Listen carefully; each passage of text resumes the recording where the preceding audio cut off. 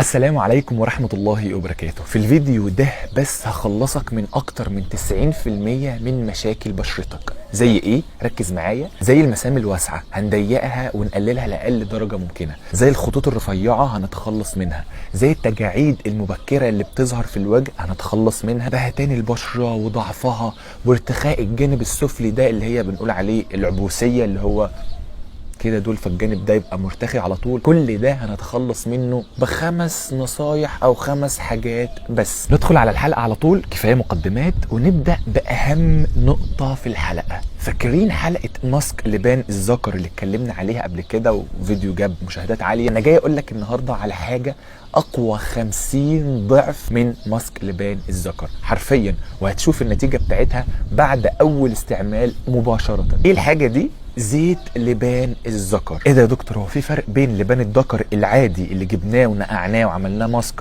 وبين الزيت لبان الذكر؟ بالظبط، في فرق كبير في القوه والفاعليه. ليه؟ لان زيت لبان الذكر بيبقى زيت مركز بنسبه 100%، يعني ممكن يجيبوا الاف الكيلوهات من لبان الذكر ويستخلصوا منه لتر بس، فبيبقى الزيت مركز جدا جدا. ركز معايا، هقول لك قدام اصلا طريقته ازاي. ده احنا بناخد يعني حاجه قليله جدا هي اللي بتجيب كل المفعول السحري اللي اتكلمنا عليه في بدايه الحلقه. في سؤال جه عند معظم الناس اللي بتتفرج عليا دلوقتي، اصحاب البشره الدهنيه او المختلطه: يا دكتور ده زيت، هينفع احط زيت على بشرتي وانا بشرتي دهنيه او مختلطه؟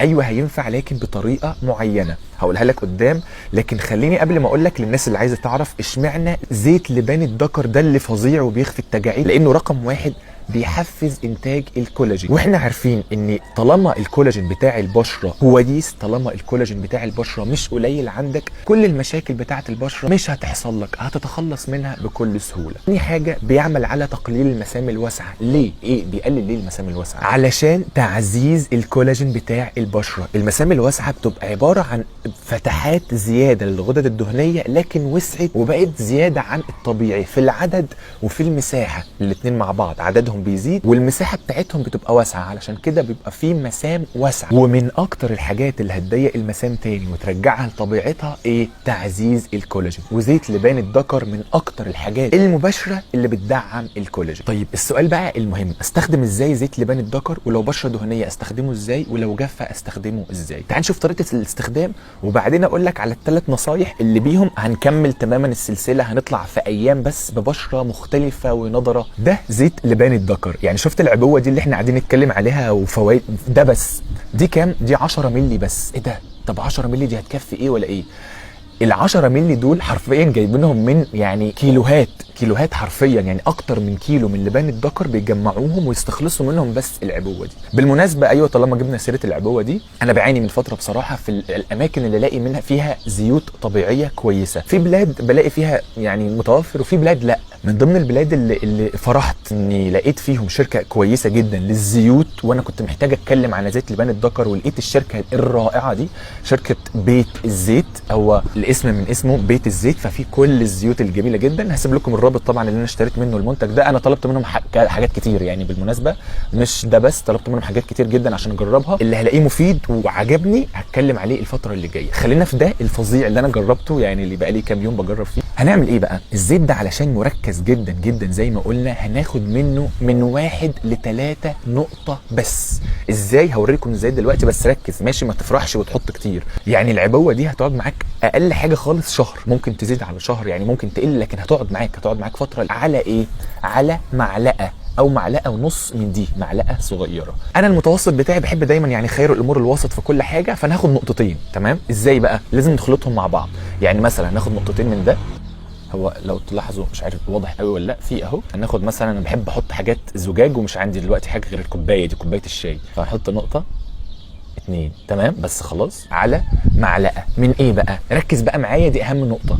لو انت بشره دهنيه هتحط، لازم تخففه بحاجه من الاثنين دول. لو انت بشره دهنيه، زيت الجوجوبا او زيت بذور العنب. انا بحب زيت الجوجوبا. ليه لازم نخففه؟ لان زي ما قلنا ده زيت مركز جدا جدا، ما ينفعش يتحط على البشره على طول، هيحرق البشره. لازم يخفف بحاجه خفيفه زي زيت حامل اللي هو زيت خفيف، يعني ينفع نخفف بيه. الزيت ده يقوي لنا الفاعليه وما يلغيش اثار، ده بالعكس يقوي لنا الفاعليه. يبقى لو بشره دهنيه هنخففه مثلا بزيت زي زيت الايه، الجوجوبا لو بشره دهنيه، انا بحب الجوجوبا، هنخففه بزيت الجوجوبا. خدنا من ده نقطتين، وهناخد من ده معلقه من زيت الجوجوبا. تمام، ممكن نقعد ننقط لحد معلقه، وهي دي مثلا.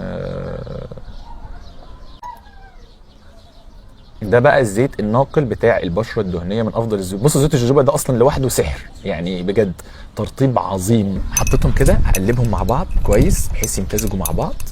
واعمل ايه؟ ابدا بلطف على الوجه كله وعلى تحت العين، برضه ينفع تحت العين بيبقى كويس جدا. طبعا بالطريقه دي في حاله لو بشره دهنيه او بشره مختلطه، لكن لو بشره جافه هاخد نقطتين من الزيت ده على معلقه من زيت ايه؟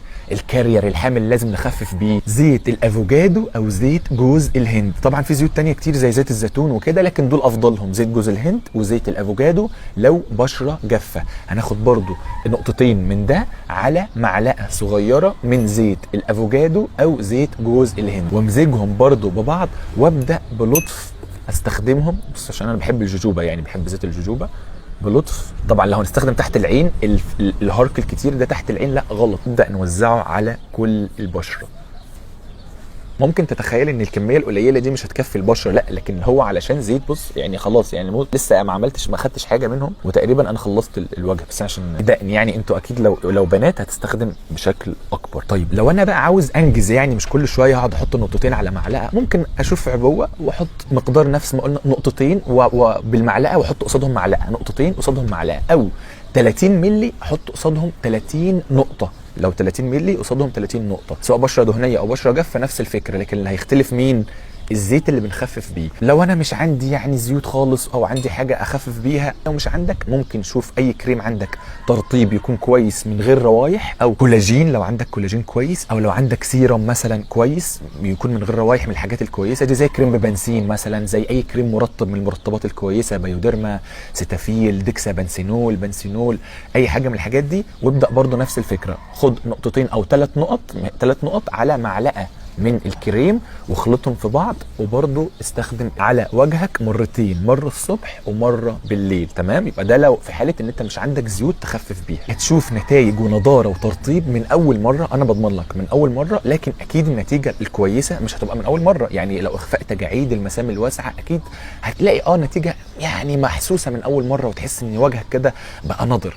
لكن استمر عليه مش اقل من شهر يعني، لمده شهر ده اقل حاجه. نيجي بقى لتاني نصيحه مهمه جدا، انا مش عارف الثالثه ولا الرابعه ولا احنا اتكلمنا كتير. قلل استخدام المواد الكيميائيه على وجهك على قد ما تقدر، يعني الصابون، الصنفره الكتير، الحاجات اللي بتفرك فيها، او الكريمات المقشره. يعني الصابون ده يفضل تمنعه تماما، ممكن لو مجازا كل فتره كبيره جدا. الصنفره مره في الشهر ده اقصى حاجه تماما، مرتين في الشهر عند المناسبات، لكن الطبيعي او مش الطبيعي اقصى حاجه مره واحده بالشهر. الصابون والصنفره الزياده والغسولات الزياده بتقتل البكتيريا النافعه اللي في الوجه، اللي مسؤوله عن انتاج او تعزيز الكولاجين وعن نضاره البشره. فركزوا يا جماعه علشان البشره بتضيع مننا وما بنبقاش عارفين السبب. تالت حاجه، ولا مش عارف برضو النقطه الكام، ركز على فيتامين سي. يا اما تشرب كوبايه ليمون كل يوم، لان فيتامين سي من اقوى الحاجات برضو اللي بتدعم الكولاجين. يا اما تشرب كوبايه ليمون كل يوم، يا اما عايز قادر تشتري مثلا فيتامين سي يكون كويس من الصيدليه، وتشرب حبه مثلا كل يوم لمده شهر كده، وبعدين توقف شهر او شهرين تريح، وبعدين ترجع تاخده تاني. او ركز اكتر، اللي انا بفضله الليمون او الحاجات اللي فيها فيتامين سي